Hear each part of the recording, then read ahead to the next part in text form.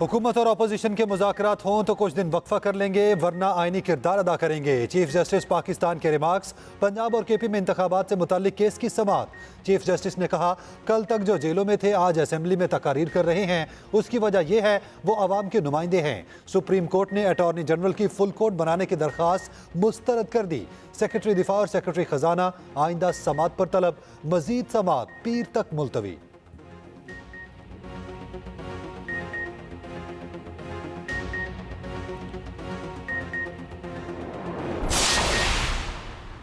Supreme court का 4 रुकनी bench भी टूट गया। जस्टिस जमाल मंदुखेल ने केस सुनने से माजरत कर ली। पंजाब और केपी में इंतखाबात की तारीख से मुतालिक केस कार्रवाई के आगाज से पहले चीफ जस्टिस ने कहा, जस्टिस जमाल मंदुखेल कुछ कहना चाहते हैं, वो बेंच का हिस्सा नहीं रहना चाहते।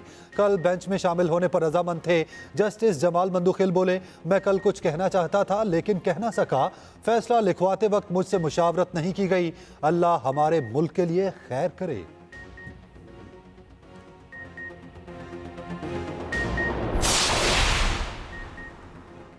सुमोटो सिर्फ चीफ जस्टिस ऑफ पाकिस्तान ही ले सकते हैं। रजिस्ट्रार ने काजी फाइज ईसा के फैसले को लार्जर बेंच के फैसले के खिलाफ करार दे दिया।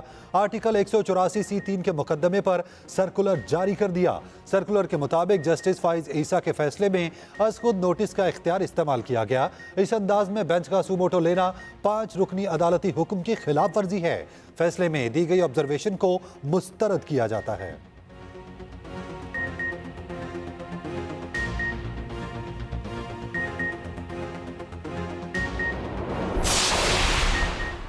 सुप्रीम कोर्ट का फैसला ना मानने पर शहबाज शरीफ नाअहल होंगे, काबीना घर जाएगी। उनका हाल भी नवाज शरीफ और यूसुफ रजा गिलानी जैसा होगा। पीटीआई रहनुमा फवाद चौधरी की मीडिया से गुफ्तगू। कहा, बेंच टूटना सुप्रीम कोर्ट का अंदरूनी मामला है। शाह महमूद कुरैशी बोले, हम अदलिया के साथ खड़े हैं। असद उमर ने कहा, आइन और कानून से मावरा माहौल बनाया हुआ है।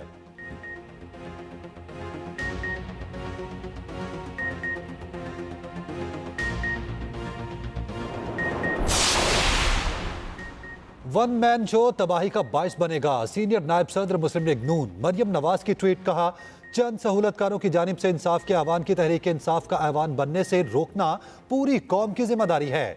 जस्टिस मंदुखेल की दुआओं में शरीक हैं कि अल्लाह ताला सुप्रीम कोर्ट ऑफ पाकिस्तान पर रहम फरमाए।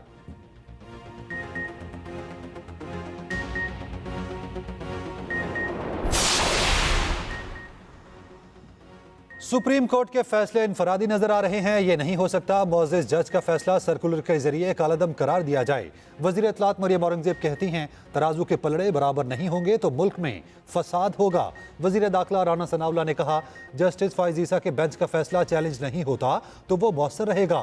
ये सूरत हाल इंतहाई अफसोसनाक और कौमी सानहे से कम नहीं। वज़ीर दिफा ख्वाजा आसिफ ने कहा, मुअज़्ज़िज़ जज के इनकार के बाद बेंच फिर टूट गया। हम तो पहले दिन से फुल कोर्ट का मुतालबा कर रहे हैं।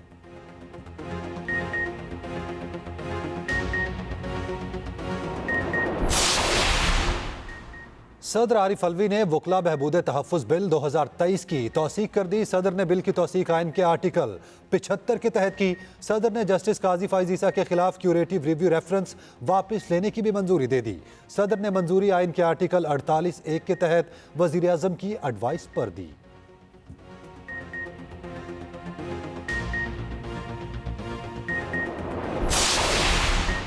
हुकूमत ने महंगाई से सताए अवाम पर फिर बिजली गिरा दी। 3 रुपये 23 पैसे फी यूनिट मुस्तकिल सरचार्ज आयद करने की मंजूरी। नेपरा ने सारिफीन पर 335 अरब रुपए का इजाफी बोझ डालने की मंजूरी दे दी। बिजली की कीमत में इजाफी सरचार्ज आइंदा माली साल से लगाया जाएगा। इतला घरेलू, सनती, कमर्शियल, ज़रई और के इलेक्ट्रिक सारिफीन पर भी होगा।